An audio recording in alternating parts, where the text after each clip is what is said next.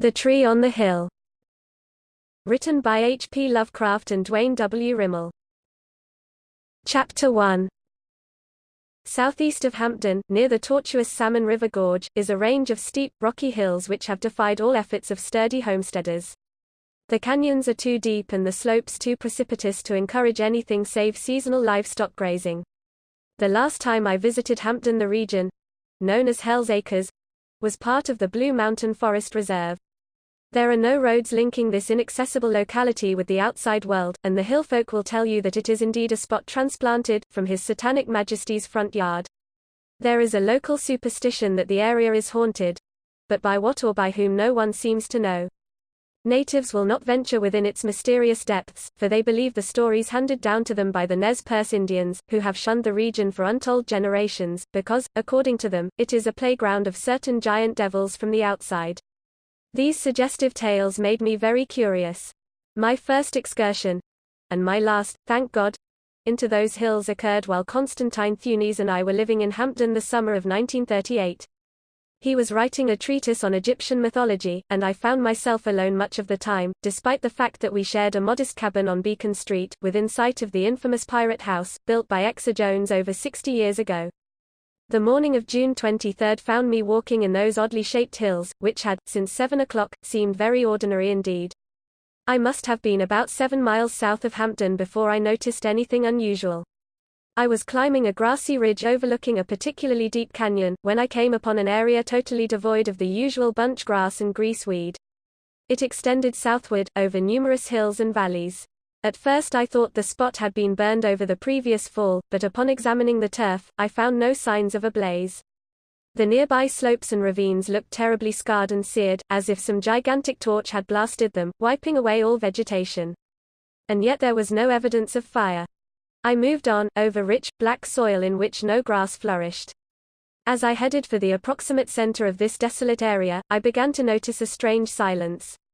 There were no larks, no rabbits, and even the insects seemed to have deserted the place. I gained the summit of a lofty knoll and tried to guess at the size of that bleak, inexplicable region. Then I saw the lone tree. It stood on a hill somewhat higher than its companions, and attracted the eye because it was so utterly unexpected. I had seen no trees for miles. Thorn and hackberry bushes clustered the shallower ravines, but there had been no mature trees. Strange to find one standing on the crest of the hill. I crossed 2 steep canyons before I came to it, and a surprise awaited me. It was not a pine tree, nor a fir tree, nor a hackberry tree. I had never, in all my life, seen one to compare with it, and I never have to this day, for which I am eternally thankful. More than anything it resembled an oak. It had a huge, twisted trunk, fully a yard in diameter, and the large limbs began spreading outward scarcely 7 feet from the ground. The leaves were round, and curiously alike in size and design. It might have been a tree painted on a canvas, but I will swear that it was real. I shall always know that it was real, despite what Thunes said later.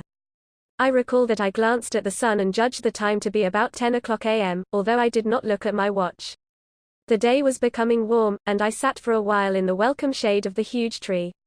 Then I regarded the rank grass that flourished beneath it, another singular phenomenon when I remembered the bleak terrain through which I had passed.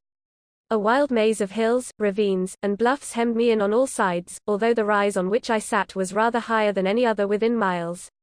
I looked far to the east, and I jumped to my feet, startled and amazed. Shimmering through a blue haze of distance were the Bitterroot Mountains. There is no other range of snow-capped peaks within 300 miles of Hampden, and I knew, at this altitude, that I should be seeing them at all.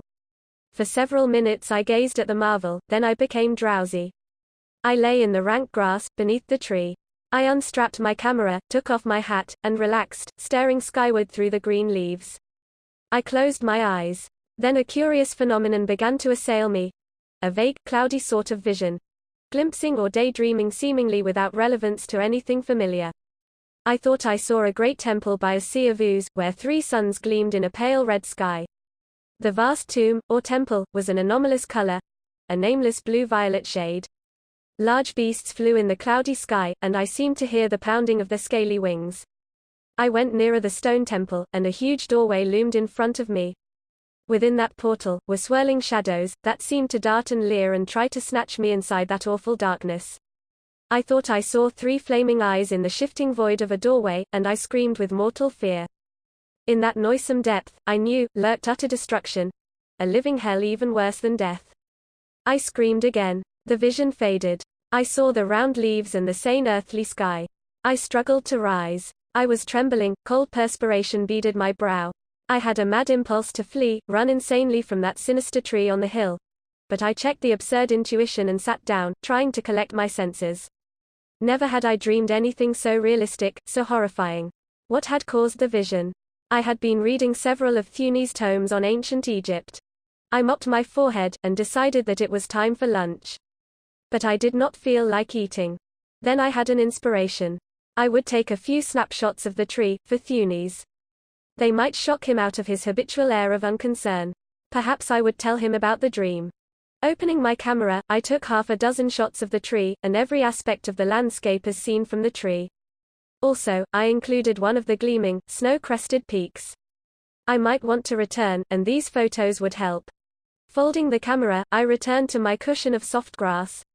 Had that spot beneath the tree a certain alien enchantment? I know that I was reluctant to leave it. I gazed upward at the curious round leaves. I closed my eyes. A breeze stirred the branches, and their whispered music lulled me into tranquil oblivion. And suddenly I saw again the pale red sky and the 3 suns. The land of 3 shadows. Again the great temple came into view. I seemed to be floating on the air, a disembodied spirit exploring the wonders of a mad, multi-dimensional world. The temple's oddly angled cornices frightened me, and I knew that this place was one that no man on earth had ever seen in his wildest dreams. Again the vast doorway yawned before me, and I was sucked within that black, writhing cloud. I seemed to be staring at space unlimited. I saw a void beyond my vocabulary to describe. A dark, bottomless gulf teeming with nameless shapes and entities. Things of madness and delirium, as tenuous as a mist from Shambhala. My soul shrank. I was terribly afraid. I screamed, and felt that I would soon go mad. Then in my dream I ran in a fever of utter terror, but I did not know what I was running from. I left that hideous temple and that hellish void, yet I knew I must, barring some miracle, return. At last my eyes flew open. I was not beneath the tree. I was sprawled on a rocky slope, my clothing torn and disordered. My hands were bleeding. I stood up, pain stabbing through me. I recognized the spot, the ridge where I had first seen the blasted area. I must have walked miles, unconscious. The tree was not in sight, and I was glad. Even the knees of my trousers were torn, as if I had crawled part of the way. I glanced at the sun. Late afternoon. Where had I been? I snatched out my watch. It had stopped at 10:34. Chapter 2. So you have the snapshots? Thunes drawled. I met his grey eyes across the breakfast table. 3 days had slipped by since my return from Hell's Acres. I had told him about the dream beneath the tree, and he had laughed. Yes. I replied. They came last night. Haven't had a chance to open them yet. Give them a good, careful study. If they aren't all failures, perhaps you will change your mind.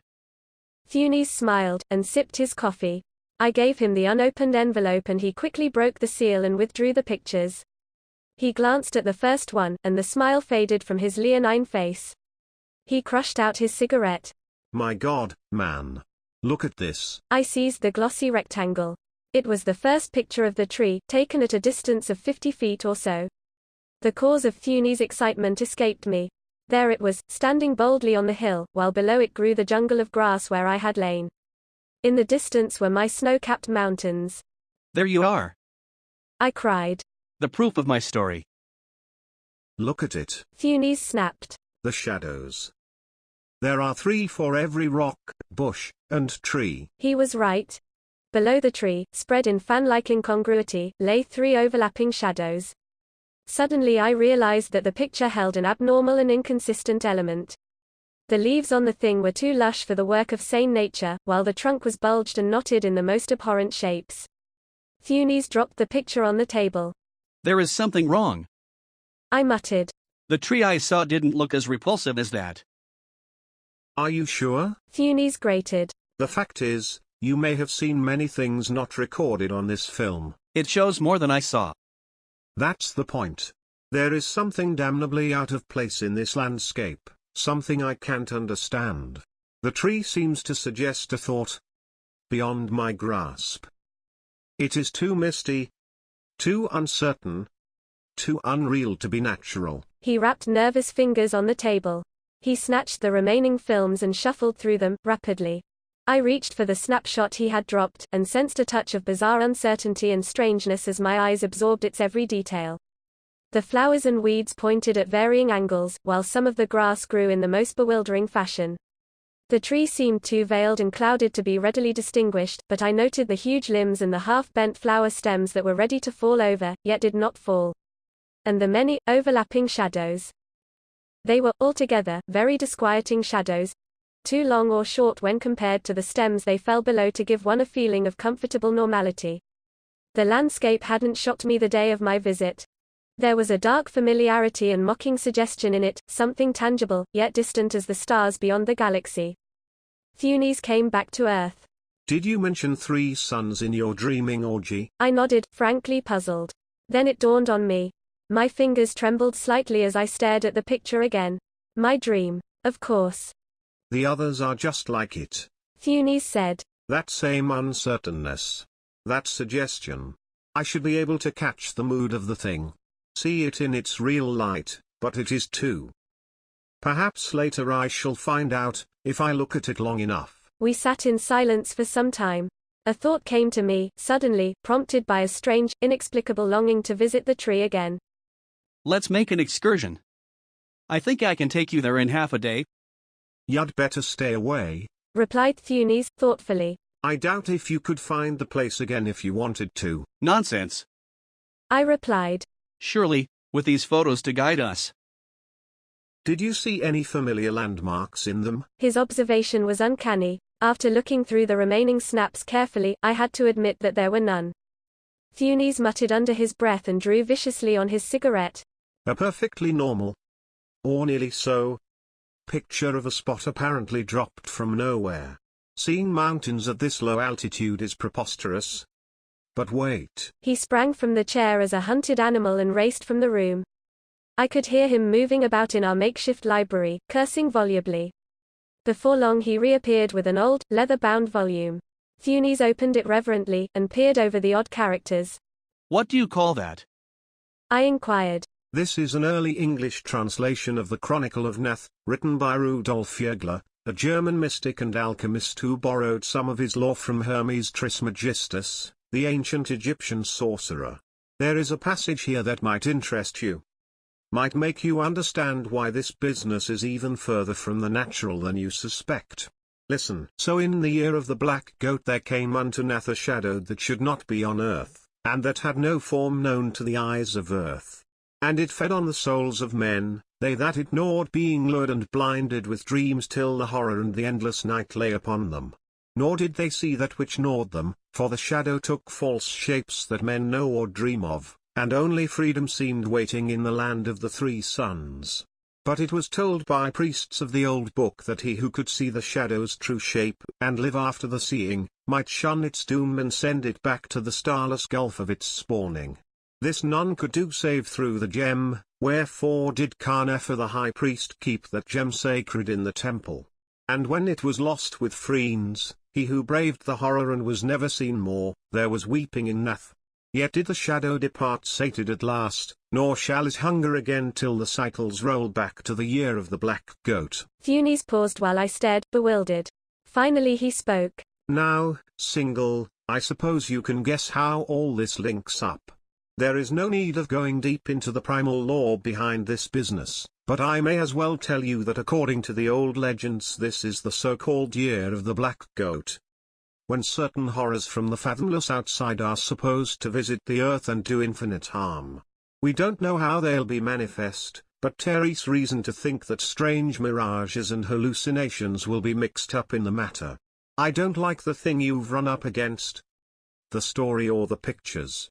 It may be pretty bad, and I warn you to look out.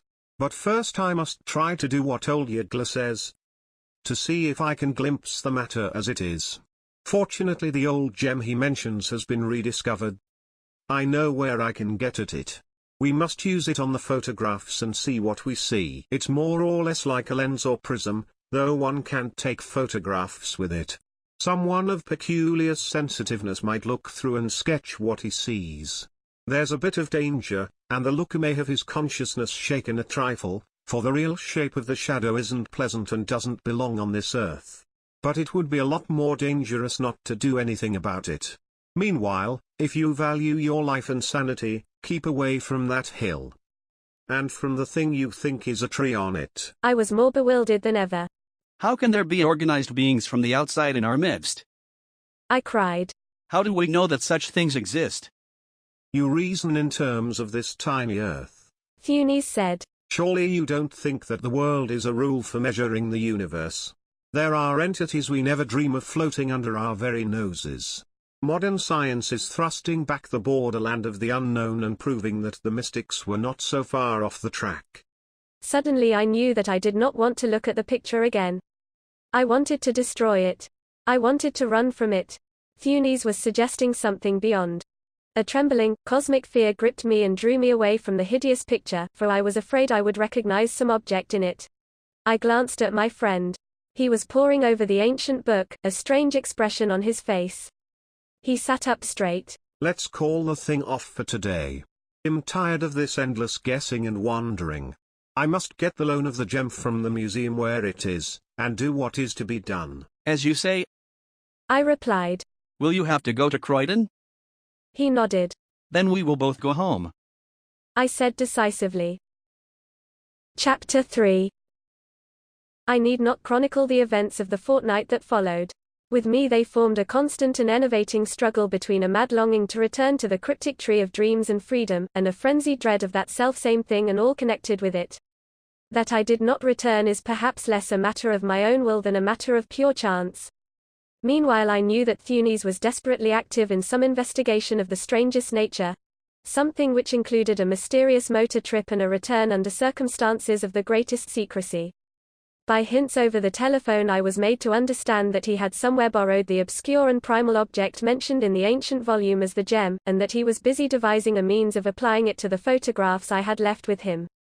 He spoke fragmentarily of refraction, polarization, and unknown angles of space and time, and indicated that he was building a kind of box or camera obscura for the study of the curious snapshots with the gem's aid. It was on the 16th day that I received the startling message from the hospital in Croydon. Thunes was there, and wanted to see me at once. He had suffered some odd sort of seizure, being found prone and unconscious by friends who found their way into his house after hearing certain cries of mortal agony and fear. Though still weak and helpless, he had now regained his senses and seemed frantic to tell me something and have me perform certain important duties. This much the hospital informed me over the wire, and within half an hour I was at my friend's bedside, marveling at the inroads which worry and tension had made on his features in so brief a time. His first act was to move away the nurses in order to speak in utter confidence. Single. I saw it. His voice was strained and husky. You must destroy them all. Those pictures. I sent it back by seeing it, but the pictures had better go. That tree will never be seen on the hill again. At least, I hope not. Till thousands of eons bring back the year of the black goat. You are safe now. Mankind is safe. He paused, breathing heavily, and continued. Take the gem out of the apparatus and put it in the safe. You know the combination. It must go back where it came from, for there is a time when it may be needed to save the world. They won't let me leave here yet, but I can rest if I know it's safe. Don't look through the box as it is. It would fix you as it's fixed me. And burn those damned photographs. The one in the box and the others. But Thunes was exhausted now, and the nurses advanced and motioned me away as he leaned back and closed his eyes. In another half hour I was at his house and looking curiously at the long black box on the library table beside the overturned chair. Scattered papers blew about in a breeze from the open window, and close to the box I recognized with a queer sensation the envelope of pictures I had taken. It required only a moment for me to examine the box and detach at one end my earliest picture of the tree, and at the other end a strange bit of amber-colored crystal, cut in devious angles impossible to classify. The touch of the glass fragment seemed curiously warm and electric, and I could scarcely bear to put it out of sight in Thunes' wall safe. The snapshot I handled with a disconcerting mixture of emotions. Even after I had replaced it in the envelope with the rest, I had a morbid longing to save it and gloat over it and rush out and up the hill toward its original. Peculiar line arrangements sprang out of its details to assault and puzzle my memory. Pictures behind pictures. Secrets lurking in half-familiar shapes. But a saner contrary instinct, operating at the same time, gave me the vigor and avidity of unplaceable fear as I hastily kindled a fire in the grate and watched the problematic envelope burn to ashes. Somehow I felt that the earth had been purged of a horror on whose brink I had trembled, and which was none the less monstrous because I did not know what it was. Of the source of Thune's terrific shock I could form no coherent guess, nor did I dare to think too closely about it. It is notable that I did not at any time have the least impulse to look through the box before removing the gem and photograph. What was shown in the picture by the antique crystal's lens or prism-like power was not, I felt curiously certain, anything that a normal brain ought to be called upon to face. Whatever it was, I had myself been close to it, had been completely under the spell of its allurement, as it brooded on that remote hill in the form of a tree and an unfamiliar landscape. And I did not wish to know what I had so narrowly escaped. Would that my ignorance might have remained complete. I could sleep better at night. As it was, my eye was arrested before I left the room by the pile of scattered papers rustling on the table beside the black box. All but one were blank, but that one bore a crude drawing in pencil. Suddenly recalling what Thunes had once said about sketching the horror revealed by the gem, I strove to turn away, but sheer curiosity defeated my sane design. Looking again almost furtively, I observed the nervous haste of the strokes, and the unfinished edge left by the sketcher's terrified seizure. Then, in a burst of perverse boldness, I looked squarely at the dark and forbidden design, and fell in a faint. I shall never describe fully what I saw. After a time I regained my senses, thrust the sheet into the dying fire, and staggered out through the quiet streets to my home. I thanked God that I had not looked through the crystal at the photograph, and prayed fervently that I might forget the drawing's terrible hint of what Thunes had beheld. Since then I have never been quite the same. Even the fairest scenes have seemed to hold some vague, ambiguous hint of the nameless blasphemies which may underlie them and form their masquerading essence. And yet the sketch was so slight, so little indicative of all that Thunes, to judge from his guarded accounts later on, must have discerned. Only a few basic elements of the landscape were in the thing. For the most part a cloudy, exotic-looking vapor dominated the view. Every object that might have been familiar was seen to be part of something vague and unknown and altogether unterrestrial, something infinitely vaster than any human eye could grasp, and infinitely alien, monstrous, and hideous as guessed from the fragment within range. Where I had, in the landscape itself, seen the twisted, half-sentient tree, there was here visible only a gnarled, terrible hand or talon with fingers or feelers shockingly distended and evidently groping towards something on the ground or in the spectator's direction. And squarely below the writhing, bloated digits I thought I saw an outline in the grass where a man had lain. But the sketch was hasty, and I could not be sure.